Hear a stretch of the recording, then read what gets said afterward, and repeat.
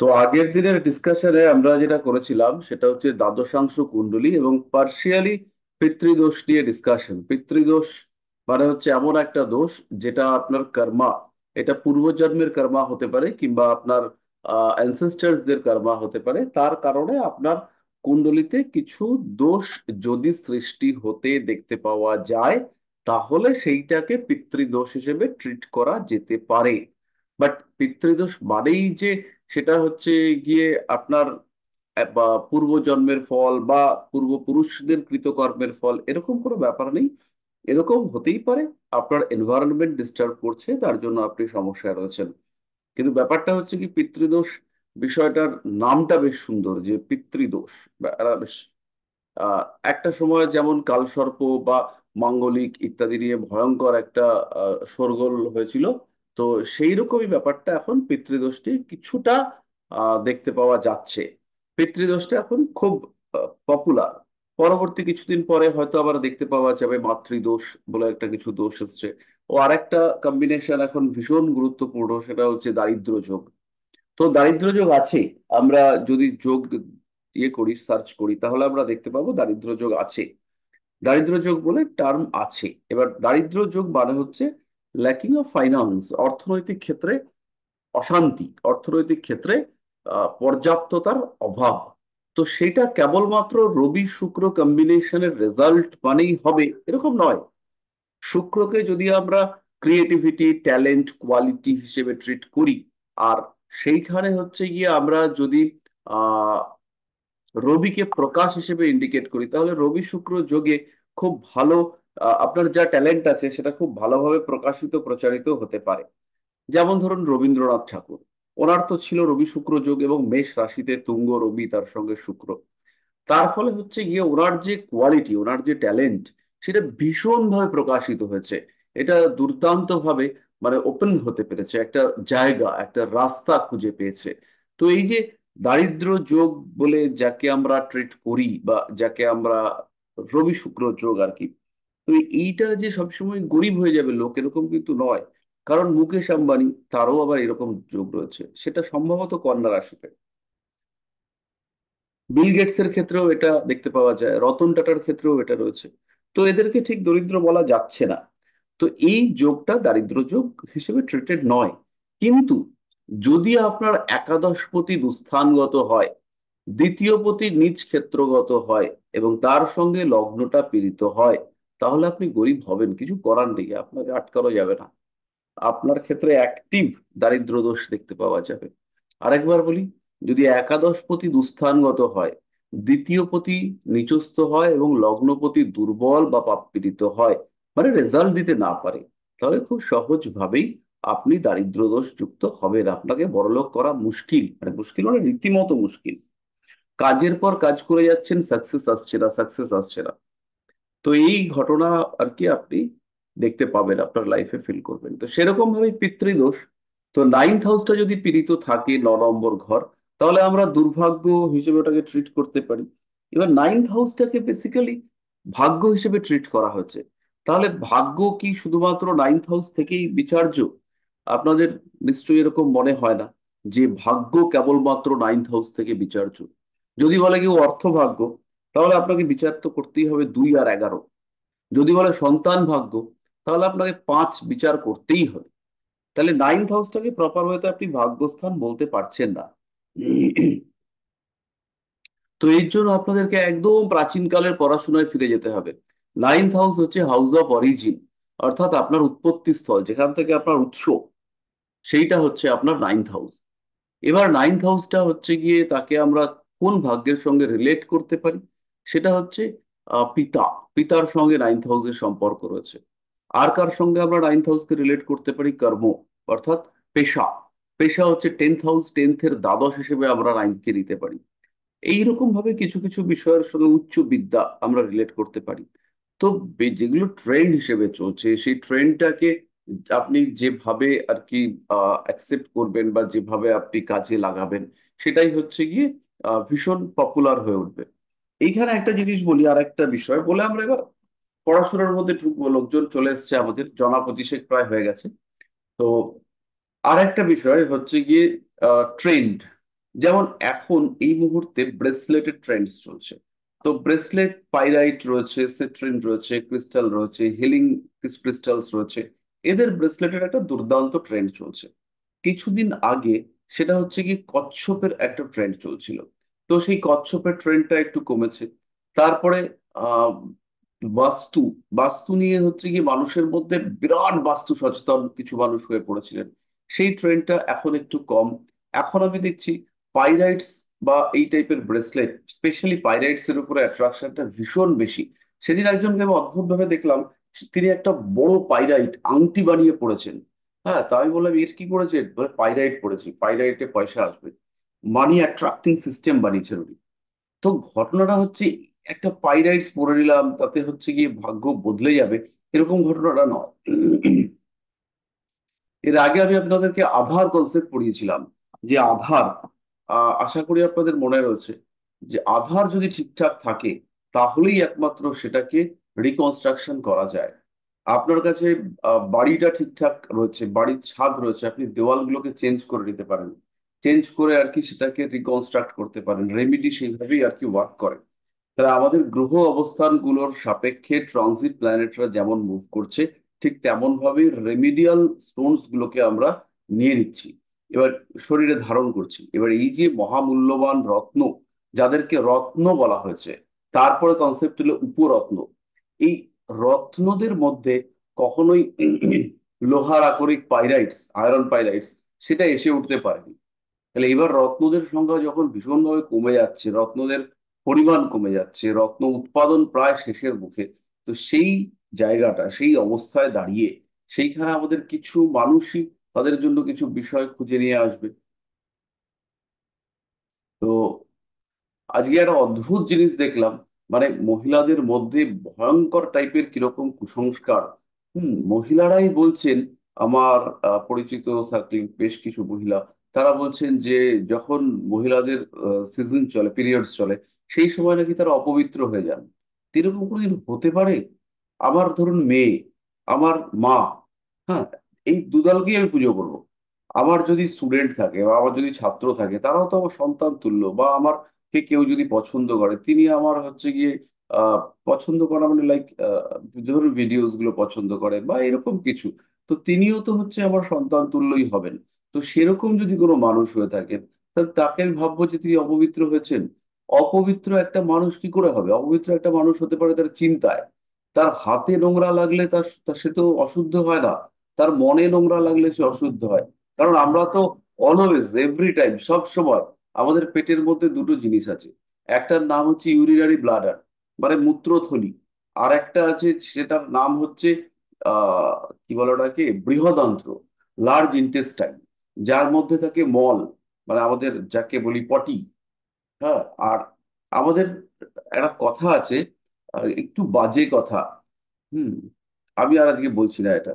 তো তার অর্থ হচ্ছে মলত্যাগ করতে পারো কাছে, মূত্র বিসর্জন সেটা হচ্ছে গিয়ে আরেকটু দূরে, আর থুতু মানে লালা সেটা হচ্ছে আরো দূরে।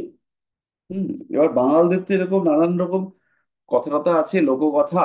তো সেরকম একটা আছে, সেটা আমি বলছি না, কিন্তু তার মিনিংটা হচ্ছে এটা। তার মানেটা কি?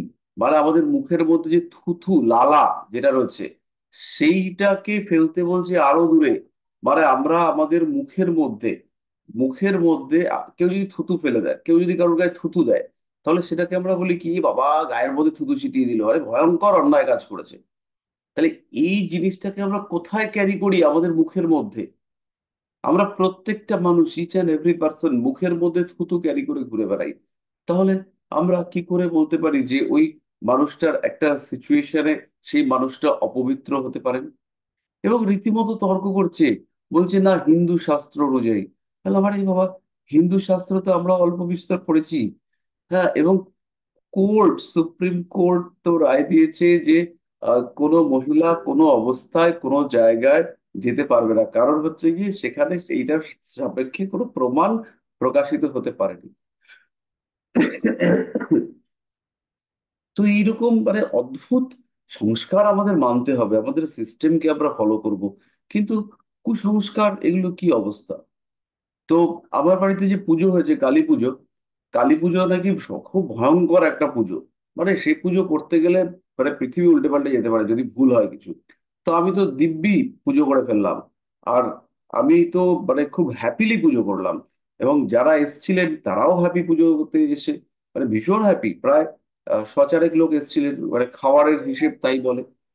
তো এবার আপনাদের মধ্য থেকেও অনেকেই এসছিলেন, তারা রাত্রে ছিলেনও অনেকে। এবার সেই পুজোতে মানে লাস্ট ইয়ার কালী পুজোতে এরকম লোক ছিলেন যারা নাকি ডিম খেয়েছিলেন, ডিম খেয়ে নাকি অঞ্জলি দেওয়া যাবে না। তো সেরকম লোক তো অঞ্জলি দিয়েছেন, পাপ আমার। নেক্সট হচ্ছে গিয়ে যারা তাদের মধ্যে একজন ছিল আমার খুব ক্লোজ, তার ওই সময় মেনস্ট্রুয়েশন চলছিল, মানে পিরিয়ড চলছিল। তা মহিলা, তাকে আমি বললাম যে অবশ্যই তুই অঞ্জলি দিবি। এবার সে মুখটা কাচুমাচু করে রয়েছে এবং রীতিমতো সে কাচুমাচু করে, তার খুব ইচ্ছা অঞ্জলি দেবে। এবার সে ভাবছে দিলে কি হবে, তাহলে তুই অঞ্জলি দিবি, পাপটা তো আমার লাগবে, সমস্যা কিছু নাই। তো এবার সেও অঞ্জলি দিচ্ছে, কোনো অসুবিধা হয়নি। এবার সত্যি সত্যি বলতে গেলে কোনো অসুবিধাই হয়নি, রিয়েলি কোনো অসুবিধা হয়নি। আমি তো দিব্যি সুস্থ আছি। এবার টুকটাক শরীর খারাপ, শনির দশা টশা চলছে, তাতে তো হওয়া উচিত। শরীর খারাপ কেন হবে না শনির দশায়?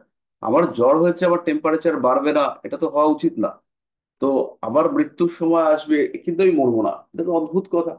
তাহলে যখন আমার খারাপ দশা চলছে তখন আমার সমস্যা হবে না, এটা তো অদ্ভুত কথা। এ তো হবেই সমস্যা। বরঞ্চ খারাপ দশা যদি খারাপ না হয় তাহলে হচ্ছে গিয়ে সমস্যা। কালকে এক ভদ্রমহিলা আমার কাছে এসেছিলেন, বাচ্চা মানুষ, কত 28 ফাটাশ বয়স হবে। তো তার হচ্ছে গিয়ে লগ্নে রয়েছে কেতু।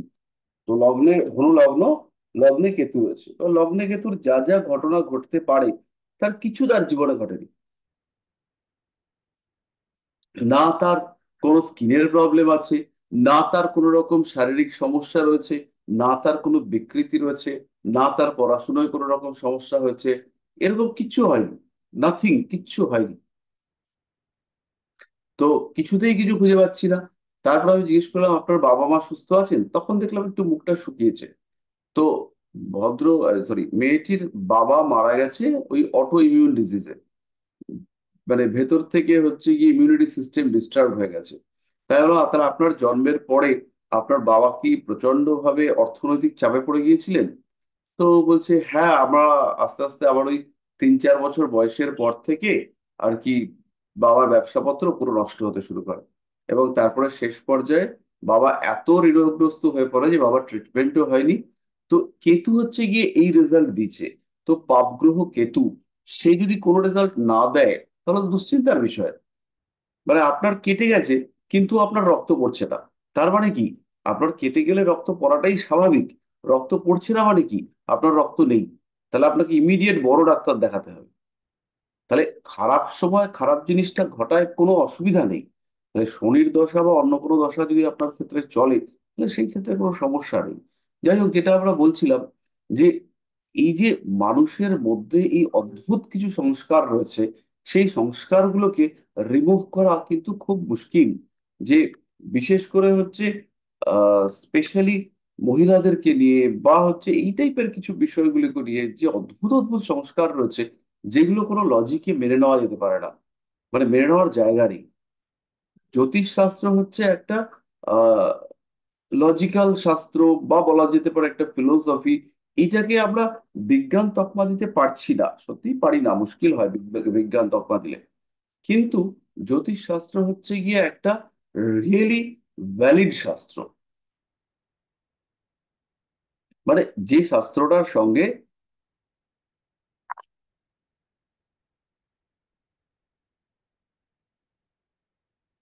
আমাদের সিস্টেমগুলো অ্যাসোসিয়েটেড, এবং আহ গ্রহরা কিভাবে ফল দেয়, গ্রহরা কিভাবে কাজ করে, তার একটা ফ্লো আছে, যে এই গ্রহটা এই ফ্লোতে কাজ করে। তো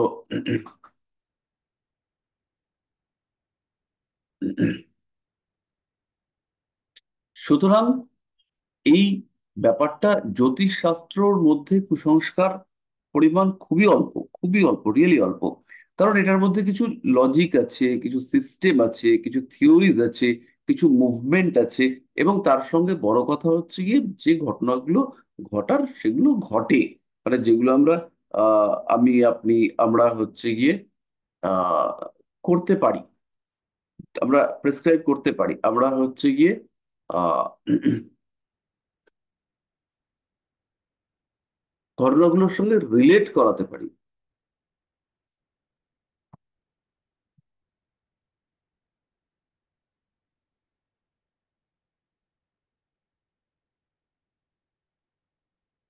তাহলে এবার আমরা আমাদের নিজেদের আজকের পড়াশোনা শুরু করি। তো আজ আগের দিন আমরা পড়েছিলাম পিতৃদোষ এবং দ্বাদশাংশ কুণ্ডলী। আমাদের মাঝখানে আর একটা কুণ্ডলী রয়েছে, ষোড়শাংশ কুণ্ডলী, মানে D16। তো এই 8, 12, 16 এইসবের চক্করে আমরা না গিয়ে D20-তে চলে যাই। D20টাকে একটু টাচ করব আমরা, করে হচ্ছে গিয়ে চলে যাব সরাসরি D24-এ। রীতিমতো গুরুত্বপূর্ণ একটা কুণ্ডলী এবং ভীষণ প্রয়োজনীয় কুণ্ডলী। তাহলে আমরা ডি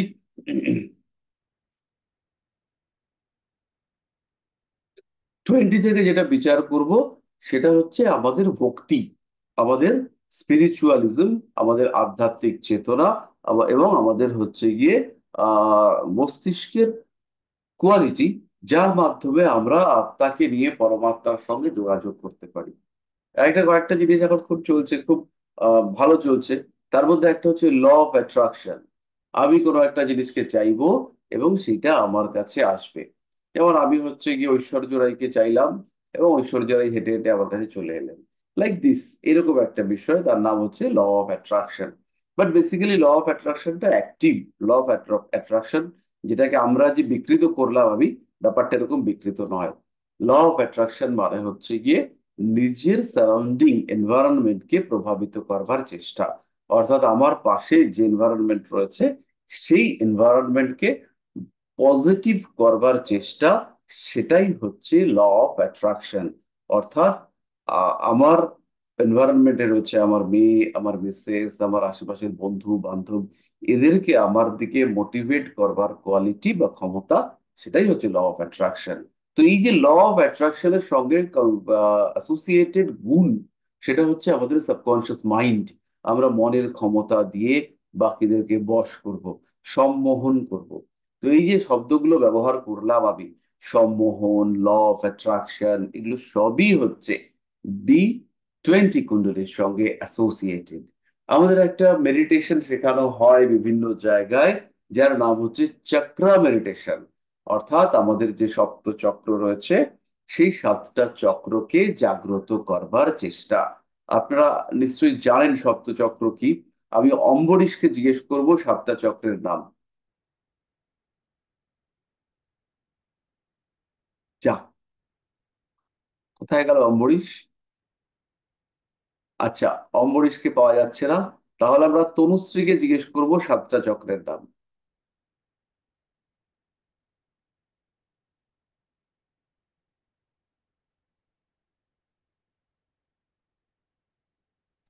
সরি স্যার, কেটে গেছিল।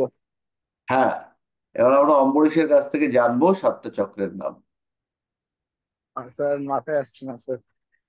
আচ্ছা, তাহলে আমরা তনুপ বলছে, সে বলবে। তাহলে তনুপের কাছ থেকে আমরা 7টা চক্রের নাম শুনবো। স্যার প্রথমে রয়েছে মূলাধার, তারপরে স্বাধিষ্ঠান, মণিপুর, অনাহত, বিশুদ্ধ, আজ্ঞা এবং সহস্রার। তো এই সবগুলোই ঠিকঠাক, খালি একটা হচ্ছে গিয়ে ওই যে সেকেন্ডটা হচ্ছে গিয়ে স্বাধিষ্ঠান। স্বাধিষ্ঠান, স প্লাস অধিষ্ঠান। এই চক্রগুলোর সঙ্গে আমাদের যে গ্ল্যান্ডস গুলো রয়েছে সেই গ্ল্যান্ড গুলো হচ্ছে অ্যাসোসিয়েটেড। মানে আমাদের যেমন হচ্ছে মূলাধার, মূল মানে উৎস। উৎস মানে আমরা সবাই জানি আমাদের উৎস হচ্ছে, আপনারা সকলেই জানেন যে আমাদের উৎস হচ্ছে পুরুষদের ক্ষেত্রে শুক্রাশয়, মেয়েদের ক্ষেত্রে ডিম্বাশয়। তো এই যে এই জায়গাটার সঙ্গে একটা আনকনসিয়াস পার্ট রয়েছে, যে পার্টটা সরাসরি শরীরেরই অংশ, বা শরীর এবং মনের মধ্যবর্তী স্টেটে একটা কোয়ালিটি, একটা গুণ, সেটা হচ্ছে গিয়ে এই চক্র, যেটাকে আমরা মানে দেহগত এবং ভাবগত। ভাব মানে হচ্ছে আহ আধ্যাত্মিক একটা চেতনা বা মানবিক মানসিক চেতনা। এই দৈহিক আর মানসিক, এই দুটোর মধ্যে আমরা রিলেট করাতে পারি না, তার জন্য আমাদের চক্রগুলো জাগ্রত হয় না। তো এই রিলেট করবার ক্ষমতা, এইটা হচ্ছে বিংশাংশ কুণ্ডলী থেকে বিচার্য। মানে D20 কুণ্ডলী থেকে বিচার্য। তো আপনাদের মধ্যে অনেকেই আছেন যারা সাধনা করেন, যারা বিভিন্ন সময় শ্মশানেও গিয়ে থেকেছেন বা শ্মশান টানে তাদেরকে। হ্যাঁ, কালকে এক ভদ্রলোক আমার কাছে এসেছিলেন। তো তিনি হচ্ছেন গিয়ে শ্মশানের মধ্যে আর কি ছিলেন 7 বছর। মানে 7টা বছর তিনি শ্মশানে সময় কাটিয়ে আসছেন। তো আমি তাকে বললাম, তো আপনারা আপনি শ্মশানে গিয়ে সময় নষ্ট করেছেন কেন? পৃথিবী আপনার আশেপাশে চতুর্দিকেই তো শ্মশান। না। তাকে আমি জিজ্ঞেস করলাম, কেন, শ্মশানে কি আছে? বলছে মানুষের কান্না কষ্ট এগুলোকে ফিল করার জন্য। তাই না, ওগুলো যদি ফিল করতে যান তো শ্মশানে গেছেন কেন? আপনার তো যেদিকে তাকাবেন সেদিকেই কান্না আর দুঃখ। হাসি কোথায় আছে? তা আপনার মুখেও তো হাসি নেই। তো বলছে, তো মানে লোকটা না কনফিউজড হয়ে গেছে। আপনি তো ঘরে বসে বসে শ্মশানকে ফিল করতে পারবেন। কান্না আর দুঃখ ফিল করবার জন্য যদি আপনি শ্মশানে যান, তাহলে হচ্ছে কি, তো ঘরেই রয়েছে কত কান্না কত দুঃখ। আশেপাশে পাড়ায় দেখবেন রোজই চেনা পরিচিতের মধ্যে কোথাও না কোথাও গন্ডগোল হচ্ছে, কোথাও না কোথাও অশান্তি রয়েছে, কেউ না কেউ কাঁদছে। তো বলছে, এটা তো আপনি ঠিক বলেছেন স্যার, এটা আমি কোনোদিন ভাবিনি। আমি বললাম, হ্যাঁ, এরকম ঘটনা। তো এই যে ফিলিংস, মিসগাইডেড হওয়া। তো ওনাকে একজন দীক্ষা দিয়েছেন, তিনি শ্মশানে থাকেন। তো আমি তো নামধাম জানি না, বলবো না আর কি, একটু বলে গেছেন। তো দীক্ষা দিয়েছেন, এই যে দীক্ষা দেওয়া হয়েছে এবং তাকে বলা হয়েছে যে 7 বছর শ্মশান সাধনা করলে পরে তো তোর এইগুলো হবে, এই এই গুণ হবে। বাট কিছু গুণ হয়নি, দুঃখের বিষয়। সে তার 7টাই মানে যৌবনের টগবগে 7টা বছর সে সেইখানে দিয়ে এসেছে। তা আমি আর কি বুঝলাম যে যে লোকের কাছ থেকে এই দীক্ষাটা নিয়েছে বা যে লোকেকে কনভিন্স করতে সক্ষম হয়েছে, তো সেই লোকের কত ক্ষমতা। মানে সেই লোকের হচ্ছে গিয়ে ওই ব্যাপারটা স্ট্রং, কোনটা বলুন তো, ল অফ অ্যাট্রাকশন। সে এই ছেলেটিকে, এই জোয়ান ছেলেটিকে, একজন নয়, পাঁচটা জোয়ান ছেলেকে 7 বছরের জন্য ব্লক করে দিতে সক্ষম হয়েছে। এবং এই 7 বছর, 6-7 বছর একটা অ্যাপ্রক্সিমেট টাইম। তো এই যে 6-7টা বছর এই জোয়ান ছেলেগুলোকে হচ্ছে গিয়ে ব্লক করে রেখে দিয়েছে। তো এইটা ক্ষমতা আছে। তো এই ক্ষমতাটাই কিন্তু তাকে একটা জায়গা দিয়েছে, তাকে হচ্ছে গিয়ে যোগী বানিয়েছে, কিন্তু বাকি লোকগুলো যোগী হতে পারেনি। এই যে 5টা ছেলে, এরা যোগী হতে পারেনি। কারণ হচ্ছে গিয়ে এদের বিংশাংশ কুণ্ডলিতে সেই স্ট্রেংথ নেই। তাহলে এইবার কথা হচ্ছে, বিংশাংশ কুণ্ডলিতে কি স্ট্রেংথ থাকবে? বিংশাংশ কুণ্ডলীর যে বলবত্তা আমরা চাইছি, সেই বলবত্তা কি হওয়া দরকার? তাহলে এইখানে আপনাদেরকে একটু লিখে নিতে পারেন বা পরে ভিডিও দেখেও লিখতে পারেন। প্রথম যে বিষয়টা হবে বিংশাংশ কুণ্ডলিতে, সেটা হচ্ছে লগ্নটাকে স্ট্রং হতে হবে। বিংশাংশ কুণ্ডলিতে অবশ্যই লগ্নটাকে বলবান হতে হবে। এই লগ্নের সঙ্গে শনি, কেতু, এই ধরনের যেগুলো, যে গ্রহগুলোকে আমরা স্পিরিচুয়ালিজমের সঙ্গে রিলেট করতে পারি, তাদের মধ্যে অ্যাটলিস্ট দুটো গ্রহের যোগাযোগ বা দুটোর জায়গায় একটা হলেও চলবে, কোন রকম ভাবে কানেকশন থাকতে হবে। সেই ক্ষেত্রে আপনার স্পিরিচুয়াল পাওয়ার বাড়তে দেখতে পাওয়া যাবে। এই বিংশাংশ কুণ্ডলীর 9th হাউসটা হচ্ছে ভীষণ ইম্পর্টেন্ট। 9 নম্বর ঘরটাকে কোনোভাবেই পাপ পীড়িত হওয়া চলবে না। অর্থাৎ 9 নম্বর ঘরটাকে কিন্তু স্ট্রং হতে হবে। 9 নম্বর ঘরটা দমদার শক্তপোক্ত না হলে আলটিমেটলি সে কিন্তু তার লেভেল অ্যাচিভ করতে পারবে না। চেষ্টা করা যাচ্ছে, কিন্তু চেষ্টা করেও কোনোভাবেই সে কিন্তু তার জায়গাটা অ্যাচিভ করতে পারবে না। তারপরের পয়েন্ট কি? তারপরের যেটা পয়েন্ট, সেটা হলো মোক্ষ ত্রিকোণ। এবার মোক্ষ ত্রিকোণ মানে হচ্ছে আমাদের 4, 8 এবং 12 নম্বর ঘর। তাহলে এই 4, 8 এবং 12 নম্বর ঘর, এদেরকে কিন্তু অ্যাক্টিভেটেড থাকতে হবে। তাহলে কি করে বুঝবেন অ্যাক্টিভেটেড রয়েছে? এদের সঙ্গে সম্পর্কযুক্ত কোনো গ্রহের দশা চলছে, বা এরা হচ্ছে গিয়ে মূল জন্মকুণ্ডলিতে ভীষণভাবে বলবান অবস্থায় রয়েছে। তো আমরা একটা চার্ট একটু দেখি, যে কোনো একটা চার্ট। একটু নামটাকে চেঞ্জ করে দেবো, চেঞ্জ করে দিয়ে চার্টটাকে বার করবো।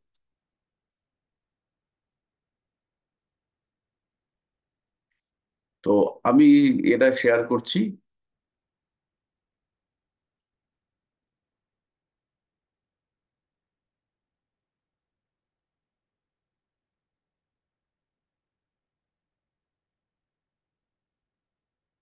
দেখুন শেয়ার হয়েছে স্ক্রিন।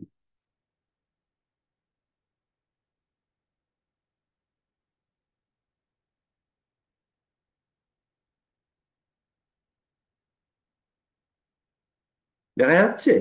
দেখা যাচ্ছে। ব্যাস। তাহলে আমার চার্ট লাগবে হচ্ছে বিংশাংশ কুণ্ডলী।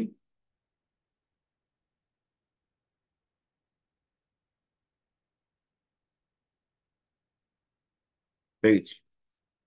তাহলে এই মানুষটার মধ্যে আধ্যাত্মিক চেতনা রয়েছে কিনা এটা আমরা দেখবো হচ্ছে গিয়ে বিংশাংশ কুণ্ডলী থেকে। মূল কুণ্ডলী আমাদের কাছে রয়েছে, তার সঙ্গে বিংশাংশ কুণ্ডলীও রয়েছে। তাহলে লগ্নপতি সে রয়েছে অষ্টমে।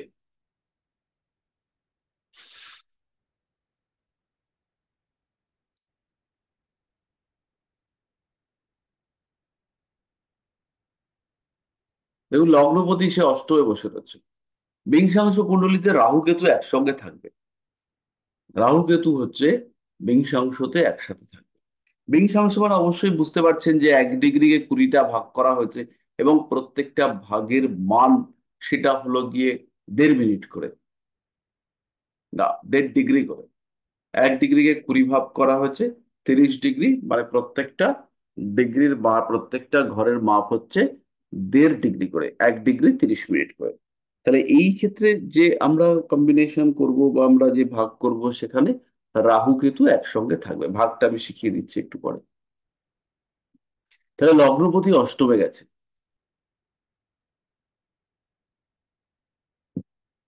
দশা চলছে শুক্রের দশা। মূলত শুক্রের দশাকেই আমরা ধরি। শুক্র এই কুণ্ডলীতে তুঙ্গ হয়ে রয়েছে, কিন্তু বিংশাংশ কুণ্ডলীর লগ্নটা দুর্বল হয়েছে।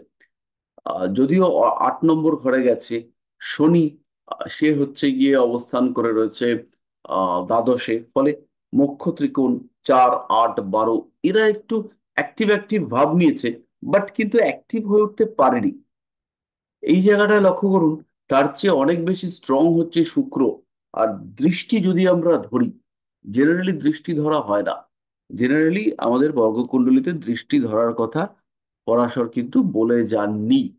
তো যদি আমরা এটাকে নিই দৃষ্টি, তাহলে রাহুর দৃষ্টি শুক্রের উপর পড়েছে এবং শুক্র কোথায় রয়েছে? ওয়াটারি সাইডে, জলরাশিতে।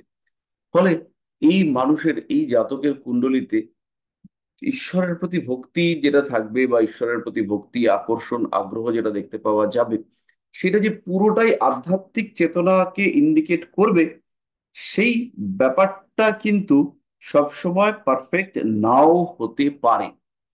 অর্থাৎ এই যে এই মানুষ, এই মানুষ হচ্ছে গিয়ে আমি ভগবানকে বিশাল মানি, আমি ভগবানের একদম খুব কাছের মানুষ, এইরকম যদি ব্যাপার স্যাপার গুলো হয়, প্রচুর ঠাকুর দেবতার ঘরে যাচ্ছে, কিন্তু সেখানে যে ট্রু স্পিরিচুয়ালিজম, প্রকৃত আধ্যাত্মিকতা, সেইটা কিন্তু এখানে দেখতে পাওয়া যাবে না।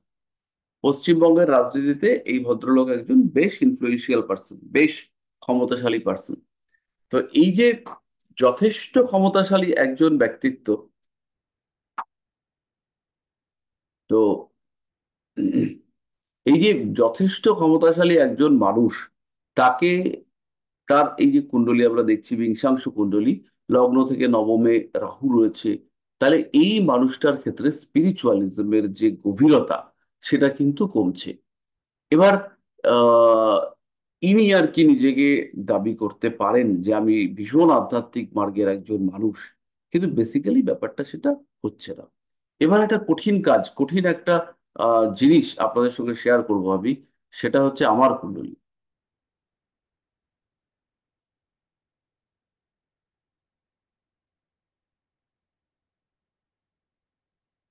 জেনারেলি জ্যোতিষ শাস্ত্রে এটা দেখতে পাওয়া যায় না যে শিক্ষকরা নিজেদের কুণ্ডলী শেয়ার করেন।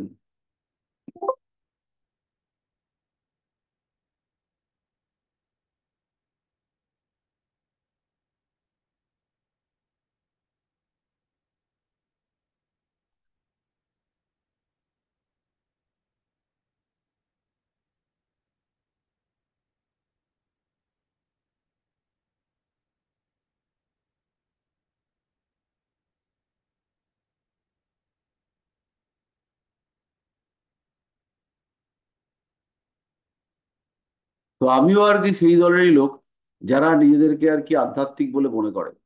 আমি জানি না আমি সত্যি সত্যি আধ্যাত্মিক কিনা, বাট আমি ভাবি যে আমার মধ্যে একটা আধ্যাত্মিক চেতনা রয়েছে। এবার দেখুন চার্ট, আমি জীবনে কোনোদিন আমার বিংশাংশ কুণ্ডলী খুলে দেখিনি, এবং একদম মানে শপথ করে বলতে পারি যে আজকে প্রথম আপনাদের সামনে আমার বিংশাংশ কুণ্ডলী খুললাম। বার্থ টাইমটা পারফেক্ট। পারফেক্ট কারণ হচ্ছে গিয়ে বার্থ টাইমটা আমি বহুভাবে রেকটিফিকেশন করেছি। সামান্য পরিবর্তন হয়েছে, যেটা আমার রেকর্ডেড বার্থ টাইম আর যেটা আমার এখানে চার্টে রয়েছে 9টা 10, এখানে হচ্ছে কি সামান্য পরিবর্তন হয়েছে, 2-1 মিনিটের ডিফারেন্স হয়েছে। তো 2-1 মিনিটের ডিফারেন্সে রেংসাংশ কুণ্ডলিতে খুব মারাত্মক ডিফারেন্স হবে না, কারণ 1.5 মিনিট, 1.5 ডিগ্রি, তাহলে লগ্ন 1.5 ডিগ্রিতে যেটা যতটা টাইম ডিফারেন্সে হবে সেটা হচ্ছে 6 মিনিট। আপনারা সবাই জানেন যে 1 ডিগ্রিতে লগ্ন স্টে করে 4 মিনিট, আপনারা সবাই এটা জানেন। তাহলে 1.5 ডিগ্রিতে লগ্ন স্টে করবে 1.5 ডিগ্রি স্পেস, সেই সময় পাস করবে লগ্ন 6 মিনিটে। তো 6 মিনিটের টাইমের ডিফারেন্স এটা হয়নি, রেকর্ডেড টাইমের সঙ্গে 2 মিনিট কি 2 মিনিট সাম সেকেন্ডের ডিফারেন্স হয়েছে, তো আমি সেকেন্ড বাদ দিয়ে দিচ্ছি, দিয়ে 9টা 10 মিনিট ধরেছি। তাহলে এবার দেখুন এই চার্টের মধ্যে আহ আহ, মোক্ষ ত্রিকোণ সেটা হচ্ছে অ্যাক্টিভ হয়েছে। লক্ষ্য করুন মোক্ষ ত্রিকোণ হচ্ছে আমার 4, 8, 12। তাহলে আমি কিন্তু এখানে দৃষ্টি ধরবো। তাহলে চার, 4 মানে হচ্ছে বৃহস্পতি, 8 মানে হচ্ছে মঙ্গল, তার উপরে এটে বসে আছে। আর কি, এই বৃহস্পতির দৃষ্টি সেটা গিয়ে রবির উপরে পড়েছে, রবি হচ্ছে 12, তাহলে 4, 8, 12 অ্যাসোসিয়েশন হয়েছে। তাহলে লাস্ট নম্বর যে ক্রাইটেরিয়া, শেষ ক্রাইটেরিয়া যেটা, সেটা ফুলফিল করলো। এরপরে কি, লগ্নকে বলা হয়েছে বলবান হতে হবে। তাহলে লগ্ন হচ্ছে গিয়ে বলবান হলে কি হবে, বুধটা একটু স্ট্রং হবে। তাহলে এখানে বুধ সে হচ্ছে গিয়ে সক্ষেত্রী হয়েছে, বাট ডাইভারশন আছে। ডাইভারশনটা কিরকম, এইখানেই রাহু কেতু এরাও রয়েছে। তো এখানে কিন্তু মানে যে স্পিরিচুয়ালিজমের যে ব্যাপারটা, আমাদের ফার্স্ট যেটা এলো যে লগ্নটাকে স্ট্রং হতে হবে, সেটা কিন্তু ভীষণ স্ট্রং হলো না। বাট এখানেও বুধাদিত্য যোগের ফরমেশন এটা দেখতে পাওয়া গেছে, এবং বিংশাংশ কুণ্ডলিতেও বুধাদিত্য যোগ, এটা একটা এফেক্টিভ যোগ। এবং যেহেতু এই বুধাদিত্য যোগের সঙ্গে আহ আমার বক্ষ ত্রিকোণ অ্যাসোসিয়েটেড, তাই জন্য এটাকে পজিটিভ ধরা যাবে। বাট রাহু কেতু এদেরকে হচ্ছে গিয়ে কখনোই পজিটিভ ধরা যাবে না। এবার হচ্ছে গিয়ে তারপরের পয়েন্টে আমরা যেটা বলেছি সেটা হচ্ছে 9th হাউস, 8 আর 9। তাহলে 9th হাউস, 9 নম্বর ঘরের অধিপতি, তিনি পঞ্চমে বসে আছেন। 9 নম্বর ঘরের অধিপতি তিনি পঞ্চমে বসে আছেন, মহা আনন্দের। লগ্নপতি সক্ষেত্রী, পঞ্চমপতি লগ্নে, এবং তার সঙ্গে সঙ্গে শুক্র, তিনি হচ্ছে নবমপতি, তিনি পঞ্চমে গিয়ে বসেছেন। একাদশপতি, তিনি বসেছেন গিয়ে নবমে তার তুঙ্গ ক্ষেত্রে। তাহলে আমার যতগুলো চার্ট দশাংশ নবাংশ ইতিমধ্যে আমি যতগুলো দেখেছি, তার মধ্যে এই বিংশাংশ কুণ্ডলী এটাই হচ্ছে গিয়ে সবচেয়ে স্ট্রং আমার দেখে মনে হলো। আর লগ্ন তো স্বাভাবিকভাবে বলবান, এবং এইখানে লগ্নের শনি এটা ভীষণ এফেক্টিভ একটা যোগ। এই ক্ষেত্রে আমি আপনাদেরকে সেকেন্ড ইয়েতে বলেছিলাম যে লগ্নের সঙ্গে শনি কেতু এদের কিছু অ্যাসোসিয়েশন দেখতে পাওয়া যাবে। তাহলে লগ্নপতি কেতু যুক্ত, লগ্ন শনি যুক্ত, তাহলে এই ক্ষেত্রে অবশ্যই বিংশাংশ কুণ্ডলী ইন্ডিকেট করছে যে স্পিরিচুয়ালিজম আছে। এখন কেউ মানলেও আছে, না মানলেও আছে, কারণ পরাশর বলছে আছে, তাতে কিছু করার নেই। তো এই পরীক্ষায় কি আর কেউ নামতে চান? স্যার আমারটা দেখুন। গুড। Hero crack. একটা একদম সত্যি কথা বলি, আমি আজকে প্রথম নিজের বিংশাংশ কুণ্ডলী দেখলাম, আর এইটা কিন্তু যথেষ্ট বিপজ্জনক নিজের ইমেজ খারাপ করার জন্য। মানে এখন যদি বিংশাংশ কুণ্ডলীতে বেরোতো লগ্নে রাহু কেতু রয়েছে আর লগ্নপতি নিচস্থ, তাহলে কিন্তু হয়েছিল আবার সর্বনাশ। আমি নিজে ডিপ্রেশনে চলে যেতাম। মানে আমি মরে গেছি, তাতে আমি যতটুকু দুঃখ পাবো, তার থেকে হচ্ছে গিয়ে আমার মধ্যে স্পিরিচুয়ালিজম নেই, এটা শুনলে আমি বেশি দুঃখ পাবো। তারপরে নিজে দেখতে পেলাম, অন্যকে বললাম না, তাও ঠিক আছে। সবার সামনে এটা কিন্তু রীতিমতো আর কি চাপের ব্যাপার।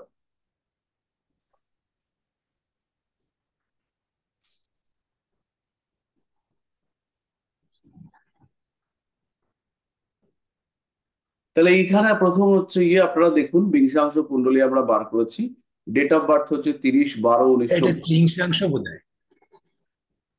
ত্রিংশাংশ বেরিয়েছে না? ত্রিংশাংশ। এ বাবা! তো বিংশাংশ কুণ্ডলী আমরা বার করেছি। ডেট অফ বার্থ আপনারা নিতে পারেন 30/12/1962। টাইম হচ্ছে 6টা 15 মিনিট। আর প্লেস অফ বার্থ হচ্ছে বাটানগর, কলকাতা। চলবে। এবার এইখানে বিংশাংশ কুণ্ডলীতে আপনারা দেখুন, লগ্ন হচ্ছে মেষ। তাহলে প্রথম গল্প হচ্ছে মেষ লগ্নের অধিপতি তিনি হচ্ছেন মঙ্গল। তিনি কিন্তু অবস্থান করে রয়েছেন নবমে। তাহলে একটা পয়েন্ট আমাদের স্যাটিসফাই হলো। 2 নম্বর পয়েন্ট হচ্ছে লগ্নের সঙ্গে শনি এবং কেতু, এদের অ্যাসোসিয়েশন। তাহলে শনিও লগ্নে নেই, কেতুও লগ্নে নেই, কিন্তু প্রথমেই আমরা এটা বলেছি যে দৃষ্টি ধরবো। দৃষ্টি মানে হচ্ছে প্রভাব। তাহলে কেতুর দৃষ্টি 5-9, শনির দৃষ্টি 3-7-10। তাহলে সেই দৃষ্টি যখন অ্যাড হলো, তখন হচ্ছে গিয়ে শনির দৃষ্টিও পড়লো, কেতুর দৃষ্টিও পড়লো। এরপরে আমাদের যেটা পয়েন্ট ছিল সেটা হচ্ছে বক্ষ ত্রিকোণ অ্যাক্টিভ। তাহলে বক্ষ ত্রিকোণ অ্যাক্টিভ কি করে হবে? তাহলে বক্ষ ত্রিকোণ মানে হচ্ছে 4-8-12। 4 মানে কি? চন্দ্র, সক্ষেত্রী। 8 মানে হচ্ছে মঙ্গল, মঙ্গল। আর 12 মানে হচ্ছে জুপিটার, বৃহস্পতি। তো বৃহস্পতি সে হচ্ছে গিয়ে সরাসরি লগ্নকে দেখছে। আর কিন্তু এখানে বৃহস্পতির সঙ্গে লগ্নের সম্পর্ক হলেও বাকিদের সঙ্গে সম্পর্ক হয়নি। মঙ্গল হচ্ছে অষ্টমপতি, 4-8। তাহলে অষ্টমপতি 4কে দেখছে। অষ্টমপতি যখন, মানে অষ্টম ঘরের মালিক তিনি যখন 4কে দেখছেন, তখন কিন্তু ঘটনাটা 4-8-এর সম্পর্ক তৈরি হলো। আর অষ্টমপতি কোথায় বসে দেখছেন? নবমে বসে। এইখানে লগ্নপতি অষ্টমপতি হওয়ার কারণে মঙ্গলের দৃষ্টি, চতুর্থ দৃষ্টি, সেটা আবার দ্বাদশেও পড়ছে। তাহলে মঙ্গলের মাধ্যমে, ডিরেক্ট নয়, ভায়া 4-8-12 সম্পর্ক হয়েছে। তাহলে আধ্যাত্মিকতা আমরা পেলাম। সমস্যা কোথায়? সমস্যা হচ্ছে দশায়। দশা হচ্ছে ষষ্ঠ ভাবের অধিপতির দশা। ষষ্ঠ ভাব অধিপতির যখন দশা চলছে, তারপরে হচ্ছে কি ষড়রিপু তারা অ্যাক্টিভ। বিভিন্ন দিক থেকে বিভিন্ন রকম আহ রেসপন্সিবিলিটি, লায়াবিলিটি, প্রয়োজন, আগ্রহ ইত্যাদি বিভিন্ন বিষয় ডিস্টার্ব করবার চেষ্টা করবে। এবং আধ্যাত্ম, অর্থাৎ ট্রু স্পিরিচুয়ালিজম, তাকে উপলব্ধি করে তার প্রকাশ, সেটা ঘটাতে সমস্যা করবে। আচ্ছা, এবার আমাকে একটা জিনিস বলুন, আমি একটুখানি শেয়ারটা অফ করি। রাশি তুল্য নবাংশ বা নবাংশ তুল্য রাশি, এটা আপনারা কেউ শুনেছেন? রাশি তুল্য নবাংশ বা নবাংশ তুল্য রাশি। আমি বলেছি, আপনারা শুনেছেন, মনে আছে কিনা সেটা হচ্ছে আসল কথা।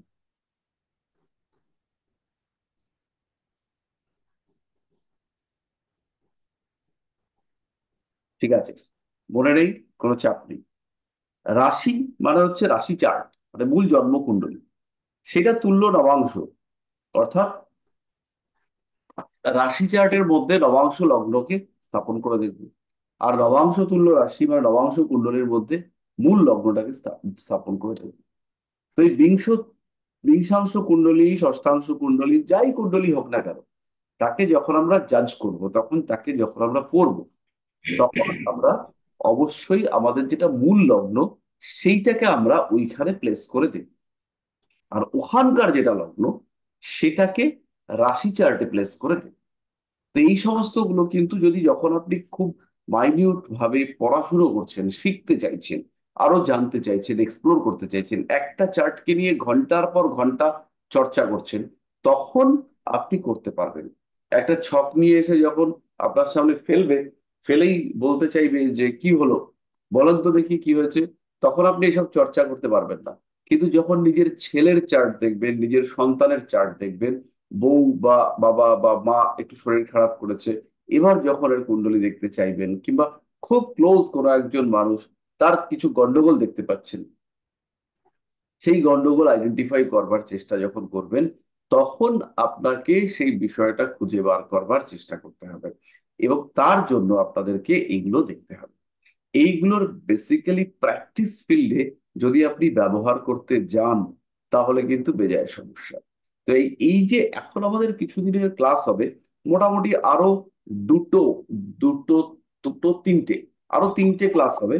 তিনটে ক্লাস হচ্ছে গিয়ে মোটামুটি ওয়েস্টেজ অফ টাইম, মানে আমরা হচ্ছে কি এগুলোকে ব্যবহারিক ক্ষেত্রে প্রয়োগ করতে পারবো, কিন্তু তাহলেও আপনাকে জানতে হবে, বুঝতে হবে। তাহলে এইবার আমি এই বিষয়টাকে একটু বোঝাবো, কিন্তু সেটা হীরক বাবুর চার্ট থেকেই বোঝাবো। তাহলে হচ্ছে রাশি তুল্য ঋণাংশ আর ঋণাংশ তুল্য রাশি।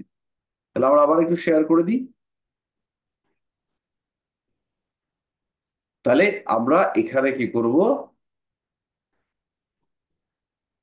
এইখানে লিখতে হবে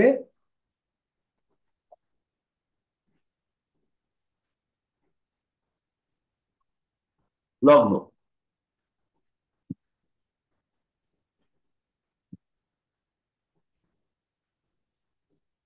তাহলে একে আমরা লিখবো হচ্ছে 20 লগ্ন,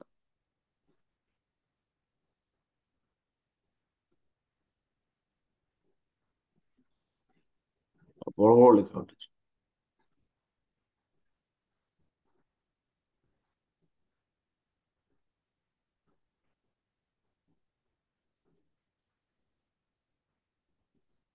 যাই হোক, 20 লগ্ন লিখলাম।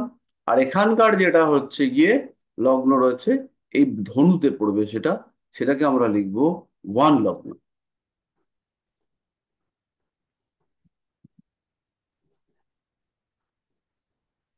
ওয়ানের লিখে রাখলাম। তার মানে এখানকার যেটা অরিজিনাল লগ্ন সেটা এখানে গিয়ে পড়েছে। তাহলে এইটাকে যখন যদি আমি নিই, তাহলে একাদশে বৃহস্পতি রয়েছে, তার সঙ্গে সঙ্গে তৃতীয় শনি রয়েছে, এগুলো সবই বেনিফিশিয়াল কম্বিনেশন, এবং তার সঙ্গে সঙ্গে চন্দ্রটাও অষ্টমে রয়েছে। ফলে ওনার যে স্পিরিচুয়ালিজম অল্প বয়সে খুব এফেক্টিভ না হলেও বয়স বাড়ার সাথে সাথে আস্তে আস্তে এফেক্টিভ হয়ে উঠবে।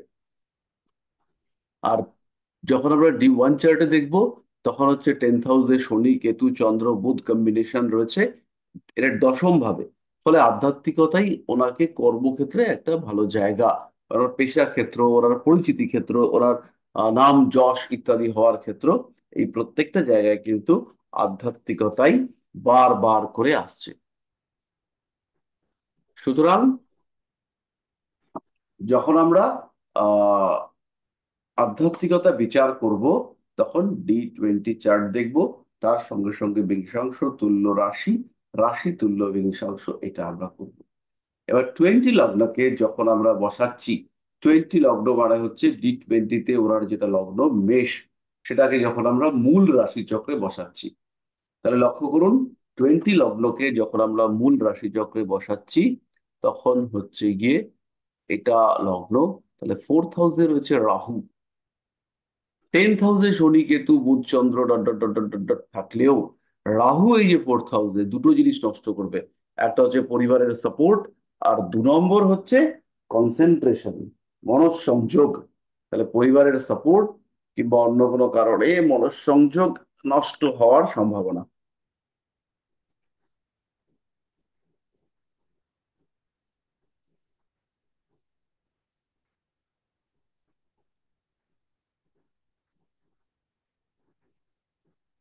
কিন্তু যেহেতু লগ্নপতি পঞ্চমে রয়েছে, প্রবল চেষ্টা দেখতে পাওয়া যাবে, একাদশে বৃহস্পতি, এরা ভীষণ সাপোর্ট দেবে, হিউজ সাপোর্ট, যাতে এই মানুষটা স্পিরিচুয়ালিজমের দিকে এগোতে পারে।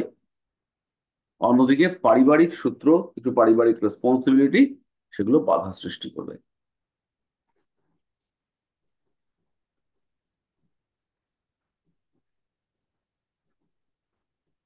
কোনো মতামত নেই? ঠিক বললাম স্যার না? এটা 100% কারেক্ট। Thank you.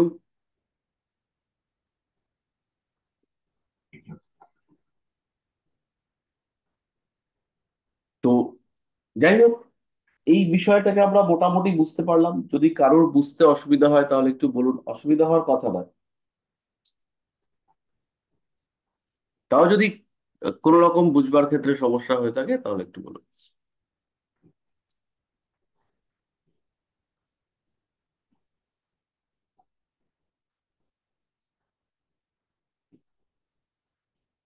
স্যার বলছি বিংশাংশ তুল্য রাশি বা রাশি তুল্য বিংশাংশ এটা কখন করব, যখন ওই বিংশাংশ থেকে মেলাতে পারা যাবে না তখন আবার তৈরি না না করে না সেই না, অনুযায়ী?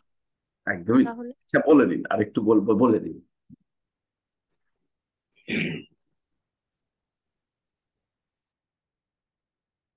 বলুন বলুন, চৈতালি ম্যাডাম বলুন, তারপরে হ্যাঁ বলুন। স্যার, ওইটাই জানতে চাইছিলাম যে কখন এই রাশি তুল্য বিংশাংশ বা বিংশাংশ তুল্য রাশি কখন তৈরি করে মানে ম্যাচ করতে শুরু করা হবে? ওটা কি মানে নর্মালি যখন? যদি আপনার মনে হয়, ধরুন আপনি নিজের চার্ট দেখছেন, আরেকটু ভালো আরেকটু ভালো আরেকটু ভালো করে দেখার চেষ্টা, তাহলে আচ্ছা। বিংশাংশে, মানে বিংশাংশ হচ্ছে আপনার একটা ছায়া। বিংশাংশ কারণ প্রত্যেকটা বর্গ কুণ্ডলী হচ্ছে আপনার একটা প্রতিরূপ। তো সেই প্রতিরূপটা কোথায় প্রযোজ্য? সেই প্রতিরূপটা হচ্ছে গিয়ে আপনার ওই কুণ্ডলীর রিলেটেড বিষয়গুলোর ক্ষেত্রে প্রযোজ্য। ধরুন আপনি, আপনার মধ্যে একটা মাতৃসত্তা রয়েছে, আপনার মধ্যে একটা স্ত্রী সত্তা রয়েছে। আচ্ছা, আপনার বিয়ে হয়েছে? হ্যাঁ স্যার, আমার একটা মেয়েও আছে। Very good. তাহলে আপনার মধ্যে একটা সন্তান সত্তা আছে, আপনার মধ্যে একটা আহ মাতৃসত্তা আছে, আপনার মধ্যে একটা স্ত্রী সত্তা আছে। তাই তো? আপনি চাকরি করেন? হ্যাঁ স্যার, কলেজে ওই ল্যাব অ্যাসিস্ট্যান্ট পদে আছি আর কি। মানে ওটা ইচ্ছা নেই, মানে আপনাকে আমি ছকটা আমার পাঠাবো, মানে আপনার ছুটিটা পড়ুক ওই সময়টাতেই ডিস্টার্বটা করবো আর কি।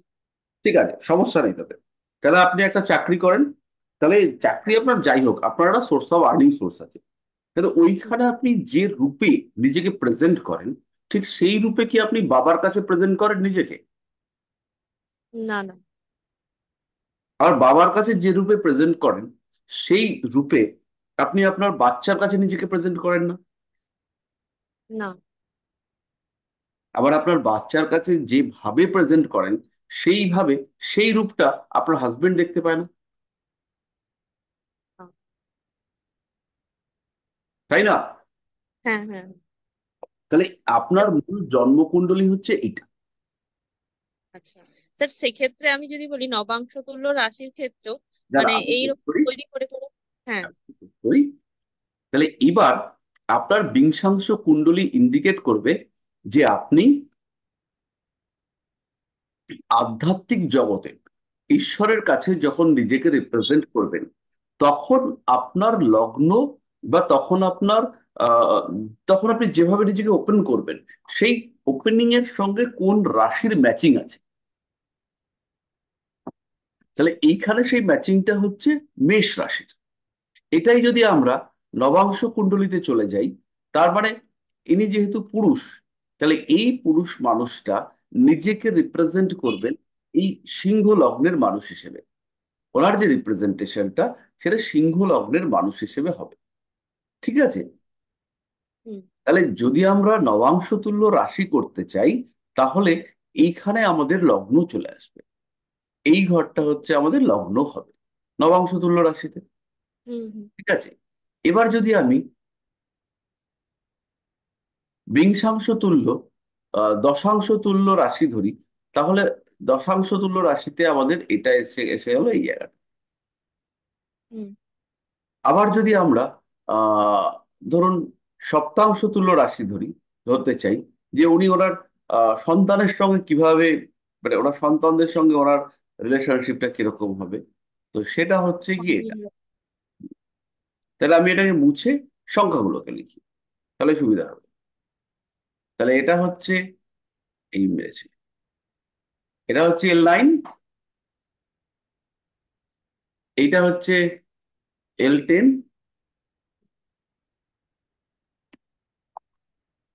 আর এটা হচ্ছে L7।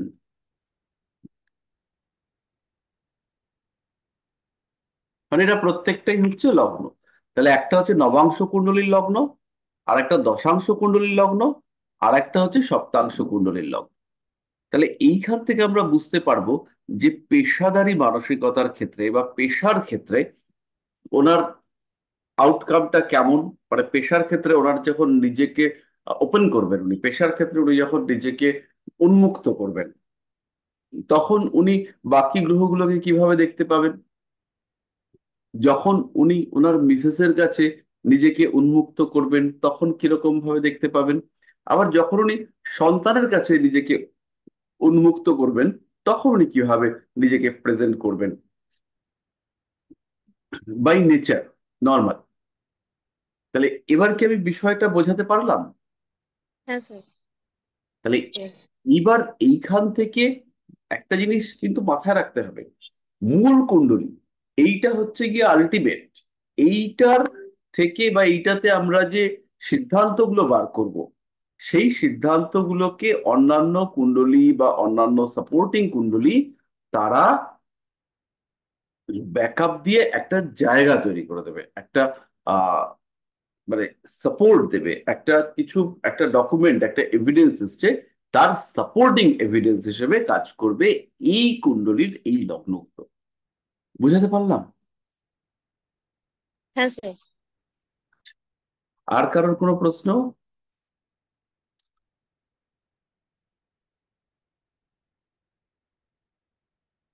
আচ্ছা, তো এখানে একটা জিনিস বলে দিই, আমাদের যেহেতু এই ক্লাসটা একদম বেশ অ্যাডভান্সড হয়ে গেছে, এবং যারা হচ্ছে গিয়ে অন্যান্য গ্রুপে রয়েছেন তারা আগে মানে যাদের ক্লাস অফ হয়ে গিয়েছে, তারা যদি কেউ জয়েন করতে চান, তারা তারা তো জয়েন করতেই পারেন। তাই বিভিন্ন গ্রুপ থেকে অনেকে জয়েন করেছেন, যেমন হীরক বাবু রয়েছেন, বা ওদিকে আহ মিলি ম্যাডাম রয়েছেন। আপনারা হচ্ছে গিয়ে আপনাদের যেগুলো অ্যাসোসিয়েটেড গ্রুপ, সেগুলোতে একটুখানি জানিয়ে দিয়েন। প্রিয়ঙ্কি ম্যাডাম রয়েছেন, আপনারা হচ্ছে গিয়ে আপনাদের যে কানেক্টেড গ্রুপ যেটা, সেটাতে একটুখানি বলে দিন যে ক্লাস হচ্ছে, তোমরা জয়েন করো। তো এইটা হচ্ছে গিয়ে আপনাদের, এটা কাজ, এটা হচ্ছে গিয়ে রেসপন্সিবিলিটি টু ঋষিবাণী, এটা আপনাদের করতে হবে। Okay sir.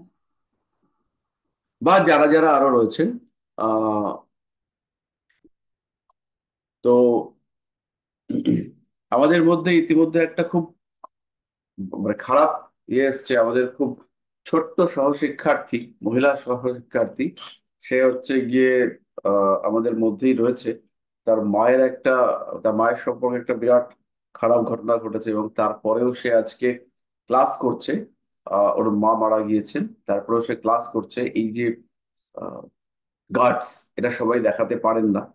তো সেইটাকে আমরা প্রশংসা করি, এবং আমরা জানি যে একটা দিন আসবে যে যেদিনটাতে এটা আর কি ইয়ে হয়ে দাঁড়াবে, যে সে একটা অ্যাজ অ্যান অ্যাস্ট্রোলজার নিজেকে দাঁড় করাবে। এবং মানে আমরা গর্ববোধ করব যে আমরা কোনো সময় এই মানুষটাকে জ্যোতিষ শিখিয়েছিলাম। মানে জ্যোতিষের পদযাত্রা, এই জায়গাটা হচ্ছে গিয়ে আমাদের সঙ্গে, আমরা তার সঙ্গে ছিলাম, এইটা ভেবে আমরা গর্ববোধ করব। যাই হোক, আমাদের জীবনে কঠিন পরিস্থিতি তো আসেই প্রত্যেকটা সময়, এবং আমাদের ম্যাডাম হচ্ছে তার উদাহরণ, যে কঠিন পরিস্থিতি আসলেও কর্মাকে আমরা ত্যাগ করতে পারি না, কর্মাকে আমাদের কন্টিনিউ করে যেতে হয়। যেমন শ্বাস চলে, যেমন হৃদয় চলে, ঠিক তেমন ভাবেই কর্মাকেও কন্টিনিউ করে যেতে হয়। এইটা আমাদেরকে খেয়াল রাখতে হবে।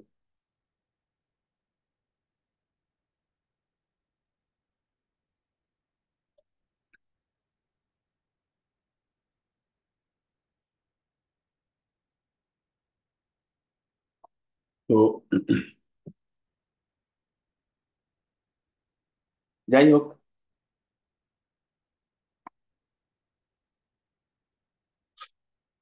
স্বাদ হয়েছে আমাকে। স্যার একটা কোশ্চেন করব। ইয়েস। স্যার তুলা রাশি বা লগ্নের ক্ষেত্রে সত্যি কি বৃহস্পতির শত্রু হয়? এই কেন করেছে, কোথায় ছিলাম মানে আর কোথায় নিয়ে সব এলাম? জায়গা। হ্যাঁ। মানে ছিলাম মানে কোথায় আর ষষ্ঠ কোথায় নিয়ে এলে? মানে ছিলাম এক প্রশ্নে, আপনি আবার ধরে নিয়ে এলেন আরেক প্রশ্নে। না, এই প্রশ্নটা আমার জানার ছিল, সেজন্য আমি বলছিলাম। না, জানার মানে আপনার তো গ্রুপে অনেক এবারে আগে লেখা উচিত ছিল। আমি উত্তরটা দিচ্ছি, কিন্তু টপিক চেঞ্জ করাটা আমাদের ঠিক পছন্দ না। আমি উত্তরটা দিয়ে দিচ্ছি একটু পরে, কয়েকটা উদাহরণ বলে তারপরে বলে দিচ্ছি। আচ্ছা, ঠিক আছে, বৃষাংশ নিয়ে আর ঠিক কারোর আছে। কোনো প্রশ্ন আজকের?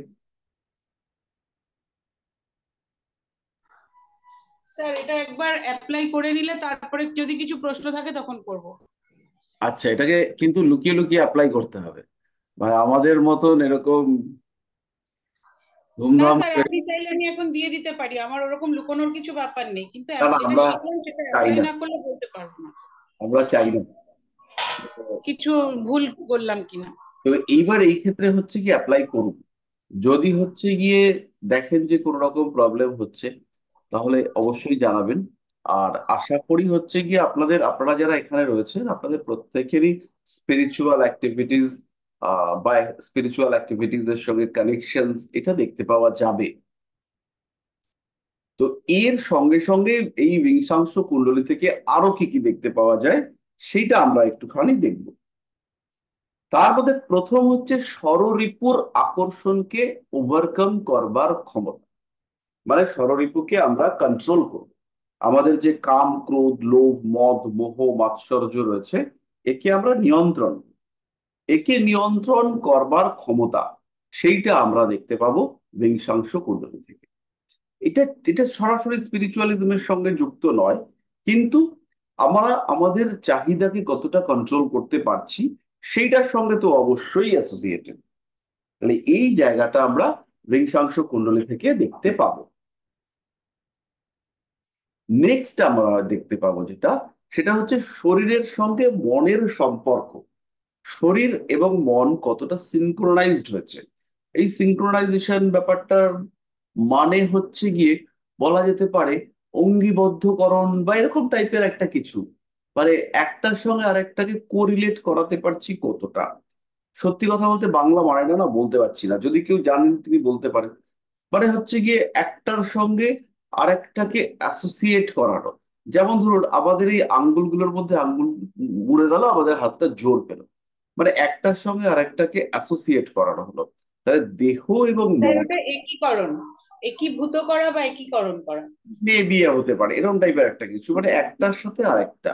মনের সাথে আমার মন যেমন চাইছে, আমার মন যেগুলো ভাবছে, তার সঙ্গে সঙ্গে আমার দেহ, আমার শরীর, তার মধ্যে একটা সম্পর্ক সৃষ্টি করবার চেষ্টা, সেইটা হচ্ছে গিয়ে একদম সিম্পলি আমরা বলতে পারি যে বিংশাংশ কুণ্ডলী থেকে আমরা জাজ করতে পারবো।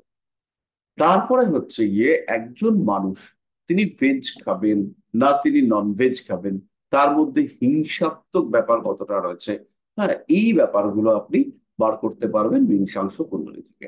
যেমন ধরুন, যদি কারোর দেখেন আহ এই তনুজ যেটা বলেছে, এটাও সামঞ্জস্য বিধান করা। যেমন ধরুন, একজন মানুষ রয়েছেন তিনি তীব্র সাধক, কিন্তু তিনি বলি দিচ্ছেন। আবার একজন সাধক রয়েছেন, তিনি বলি পছন্দ করেন না। তাহলে যিনি বলি দিচ্ছেন তার সাধনার মধ্যে কোনো দম নেই, এ বলা যাবে না। তাহলে বলি দিচ্ছেন এবং সেই বলি দিচ্ছেন মানে তার সাধনাতে ক্ষমতা নেই, এ বলা যাবে না। আমি বলি পছন্দ করি বা না করি, বলির মধ্যে ক্ষমতা আছে বা ক্ষমতা নেই, এই বিষয়ে মতামত আমি দিতে পারবো না। তিনিও সত্যি সত্যি বড় সাধক, মানে বেশ স্ট্রং সাধক।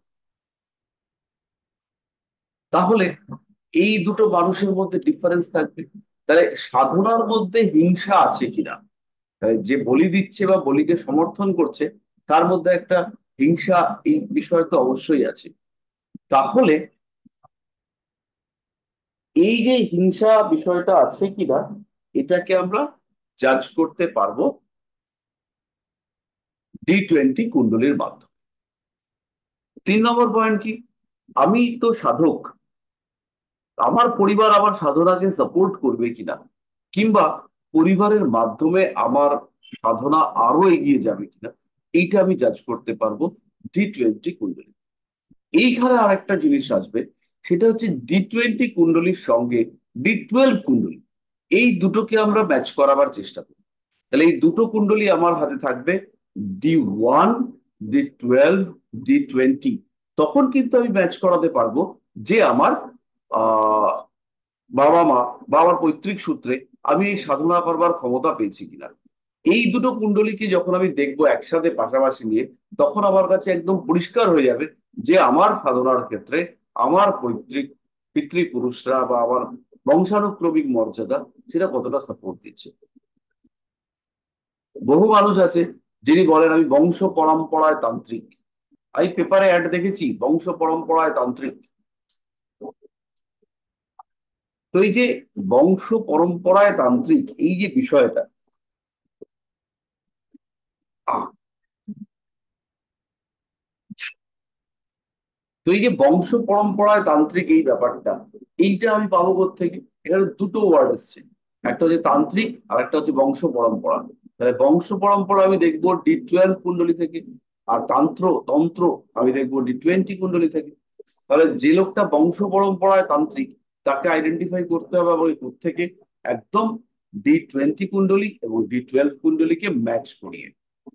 যাই হোক, এই বিষয়গুলি আমরা খুঁজে বার করবার চেষ্টা করব কুণ্ডলিতে। এবং যদি আমরা কিছু কানেক্টেড চার্ট পাই, যেমন হচ্ছে গিয়ে কোনো একজন মানুষ তিনি 5 পুরুষের ধরে পুরোহিত বা পুজো করেন। পুরোহিত মানে ব্রাহ্মণ মানেই যে পুজো করবেন তার তো মানে নেই। প্রচুর ব্রাহ্মণ রয়েছে অন্য কাজ করে, তিনি জীবনে কোনোদিন পুজো করেন। একজন ব্রাহ্মণ মানুষ আছেন তাকে আমরা জানি তিনি হচ্ছে গিয়ে মানে চরম নাস্তিক।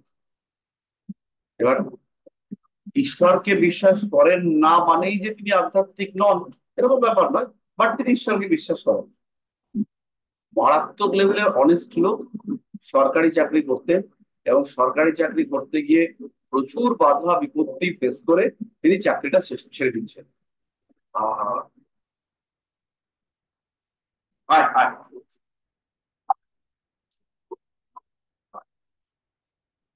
কিছু একটা ব্যাপার হচ্ছে আর কি বাইরে, বিশাল বাজনা টাজনা হচ্ছে।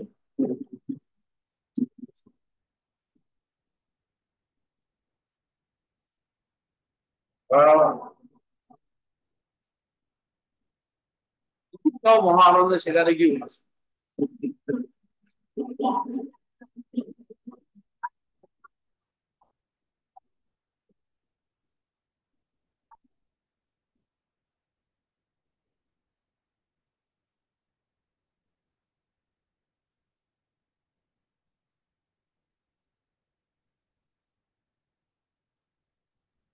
স্যার, বংশ পরম্পরার ব্যাপারটা কি একটা এক্সাম্পল দেওয়া যেতে পারে? এই আমি না কিছু শুনতে পাচ্ছি না, এই মাসে এক ঢাকন নিয়ে এসেছিল, শোনা যাচ্ছে?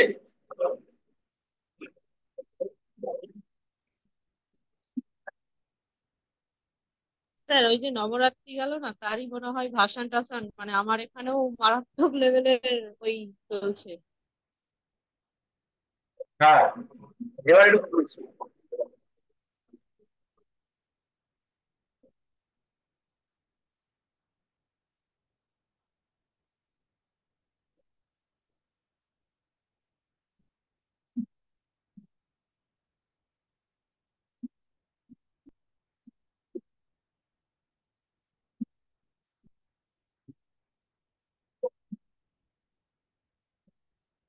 এবার বলুন,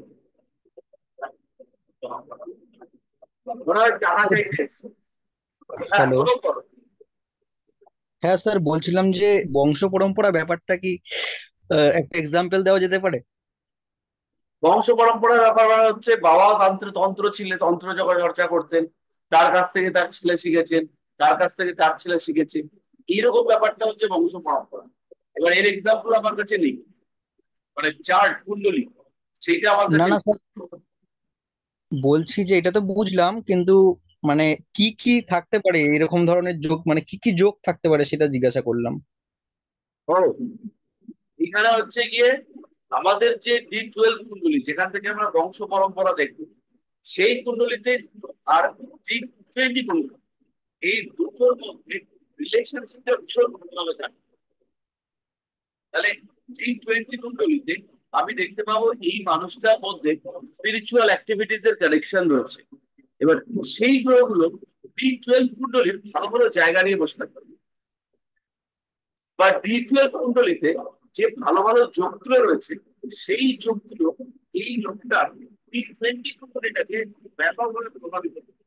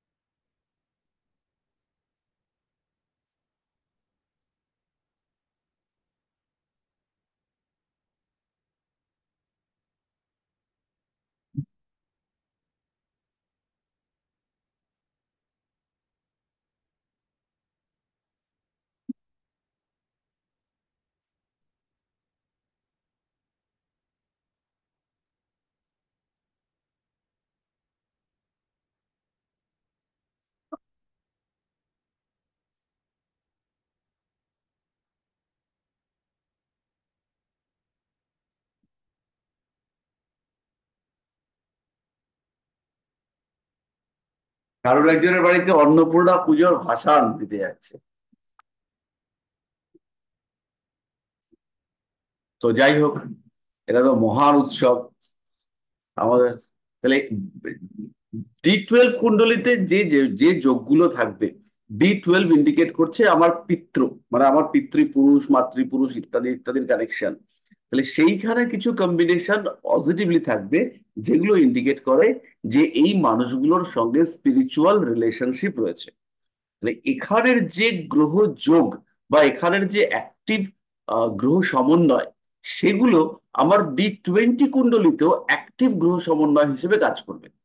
মানে D20 কুণ্ডলীর যে যোগগুলো আমি দেখতে পাচ্ছি, সেই D12 কুণ্ডলীর যে যোগগুলো দেখতে পাচ্ছি, সেই যোগগুলোর সোর্স বা সূত্র আমি পাবো হচ্ছে D12 কুণ্ডলীতেও। এবং D12 কুণ্ডলী ইন্ডিকেট করবে যে এই D12 কুণ্ডলীটাই যদি একটা মানুষের কুণ্ডলী হয়, জন্ম কুণ্ডলী হয়, তাহলে সেটা দেখলে পরে বোঝা যাবে যে এই মানুষটা, সে হচ্ছে গিয়ে আধ্যাত্মিক একটা মানুষ। এইবার বোঝা গেল?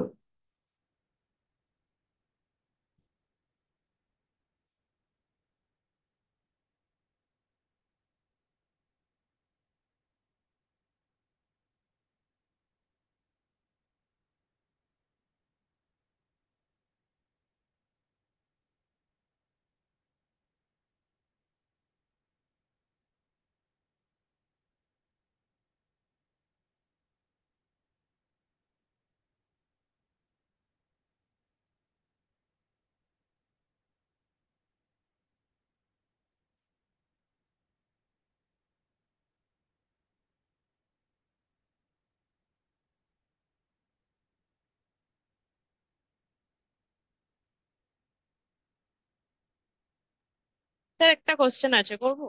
হুম। স্যার বলছি, মানে এই বিংশাংশ নিয়ে না, মানে ধরুন লেখালেখি, যে আমরা তো নর্মাল থার্ড হাউস থেকে দেখি, তো এরকম কোনো মানে বর্গকুণ্ডলী থেকেও দেখা হয় কি? কোন বর্গকুণ্ডলী থেকে দেখা হয় যে মানুষটার দ্বারা লেখালেখি হবে কিনা? এটা সিম্পলি D10 থেকে। আরেকটা নন পড়াশোনা কুণ্ডলী রয়েছে,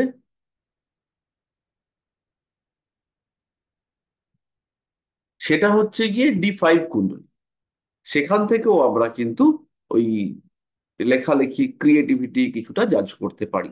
বাট অ্যাকচুয়ালি D5 হচ্ছে এই বিংশাংশ কুণ্ডলীরই মতো একটা কুণ্ডলী, যেটার সঙ্গে সাধারণত স্পিরিচুয়াল কানেকশনকে ইন্ডিকেট করায়। কিন্তু তাহলেও D5 কুণ্ডলী থেকে আমরা ক্রিয়েটিভিটি জাজ করতে পারি, আর D10 কুণ্ডলী থেকে আমরা দেখতে পারবো। তাহলে D10 কুণ্ডলী থেকে লিখবার জন্য আমাদের একটা জিনিস লাগবে, সেটা হচ্ছে মন। আমাদের কথায় আছে, কালি কলম মন লেখে 3 জন।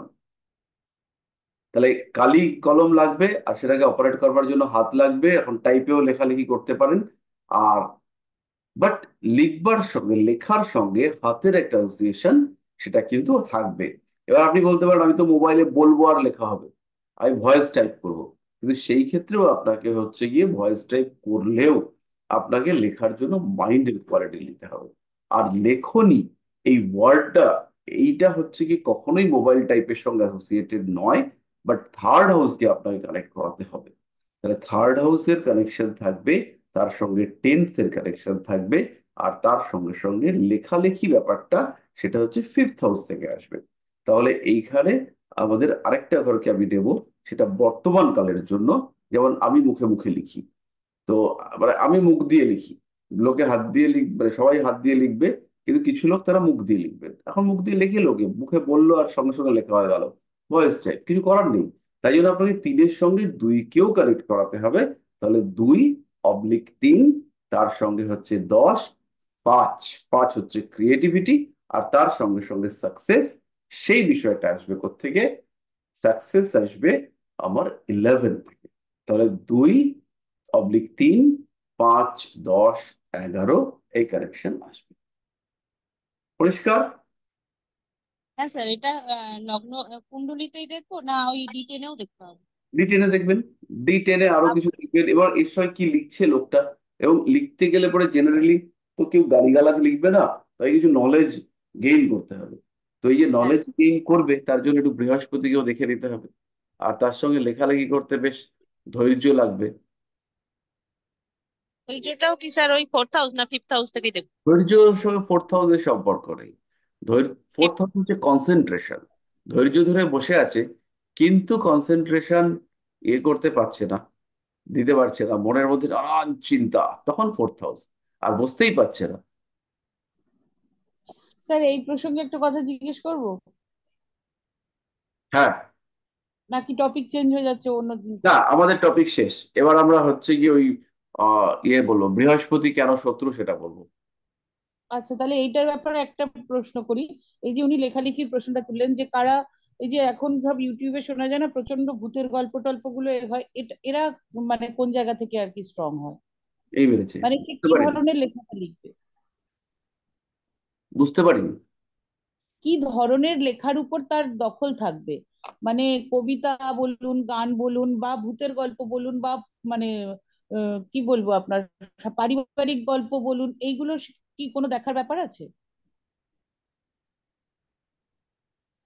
একটু বুঝে নেবেন পারিপার্শ্বিক অবস্থা কি হচ্ছে, যতটা ম্যাক্সিমাম দেখবেন ততটা বেশি অ্যাকুরেসি আসবে।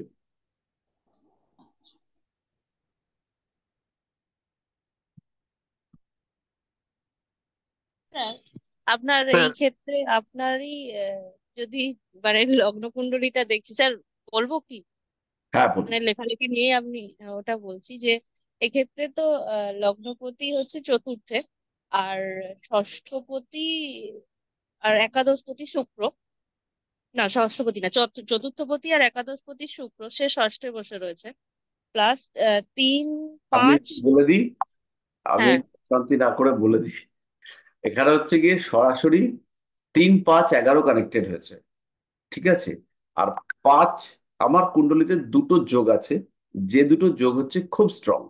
একটা হচ্ছে রবি মঙ্গলের ক্ষেত্র বিনিময়, আর মঙ্গলের দৃষ্টি রবির ওপর। এটা খুব স্ট্রং যোগ, হ্যাঁ, যে কোনো কুণ্ডলীকে বলবান করতে পারে।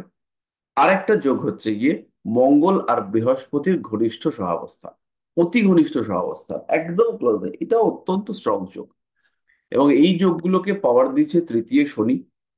আর তার সঙ্গে সঙ্গে হচ্ছে গিয়ে কিছুটা সাপোর্ট দিচ্ছে, আবার ক্যারেক্টারিস্টিক্স কে চেঞ্জ করেছে।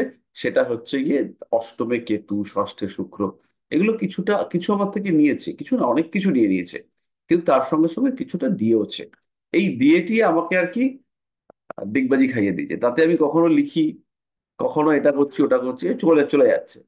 যাই হোক, আপনারা দেখবেন আমার চার্টটা ভালো চার্ট, মানে স্টাডি করবার জন্য ভালো চার্ট।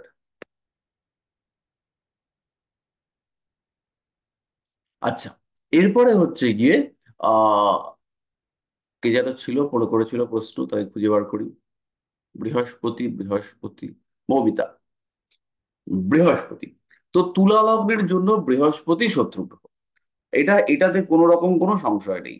তৃতীয় পতি এবং ষষ্ঠপতি বৃহস্পতি, সে শত্রু গ্রহ।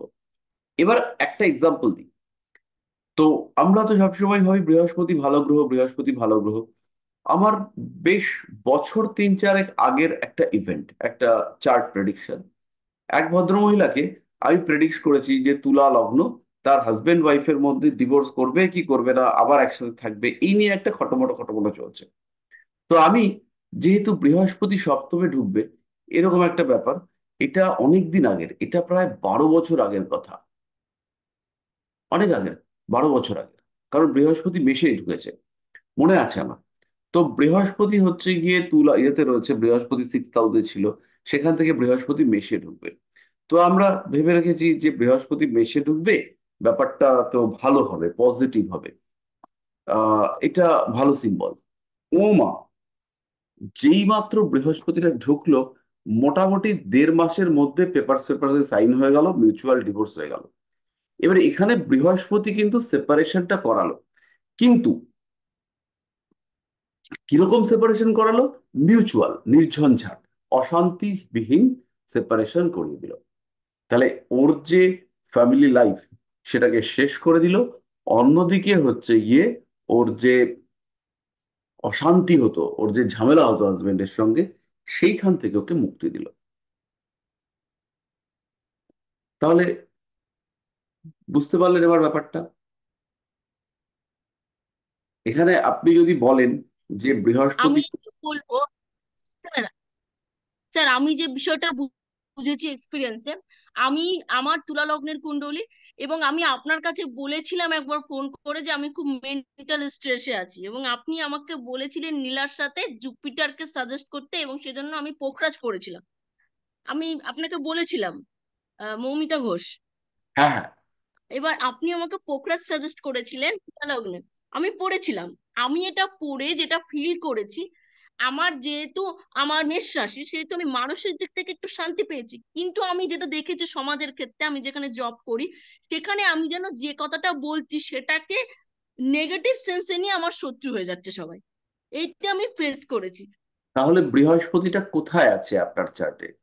আমার বৃহস্পতি তুলা লগ্নের কুণ্ডলিতে আমার ওই তৃতীয়পতি ষষ্ঠপতি হয়ে সে দ্বাদশের সপ্তমপতি মঙ্গলের সাথে গিয়ে বসে আছে, এবং হস্তা নক্ষত্রে আছে, যে কিনা দশমপতির নক্ষত্রে, আবার দশমপতি চন্দ্র কিনা সপ্তমে বসে আছে।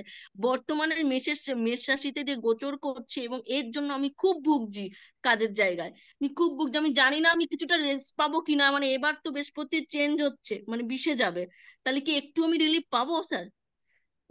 দশা কিসের চলছে? আমার দশা তো রাহুর মহাদশা চলছে, তার মধ্যে শনির মানে অন্তর্দশা চলছে, এর মধ্যে আবার এই কিছুদিন আগে আমার বৃহস্পতির প্রত্যন্তর পড়েছে। বাবা, না, আপনাকে আমরা হ্যাপি করতে পারছি না। কারণ এদিকে আপনার যেখানে মঙ্গল রয়েছে আর বৃহস্পতি রয়েছে, সেই ঘরটাতে কেতু চলে গেছে, এবং বৃহস্পতির যে নিজস্ব ঘর 6th হাউস, সেই ঘরটাতে রাহু রয়েছে। এদিকে বৃহস্পতি সে ষষ্ঠপতি হয়ে অষ্টমে যাচ্ছে। এবার এই ক্ষেত্রে বৃহস্পতির দৃষ্টি সেটা আবার আপনার মঙ্গলের উপরে, বৃহস্পতির উপরে পড়বে। অন্যদিকে আপনার হচ্ছে গিয়ে হস্তার অধিপতি চন্দ্র, সে হচ্ছে গিয়ে বৃহস্পতিতে বসে, মানে বৃহস্পতি সেখানে বসেছিল, সেখান থেকে বেরিয়ে যাচ্ছে। এদিকে শনির দৃষ্টি সেটা চন্দ্রের উপর পড়বে। তার মধ্যে আপনার শনির অন্তর্দশা চলছে, রাহুর দশায় শনির অন্তর্দশা, ফলে এখানে রিলিফ পাওয়া মুশকিল।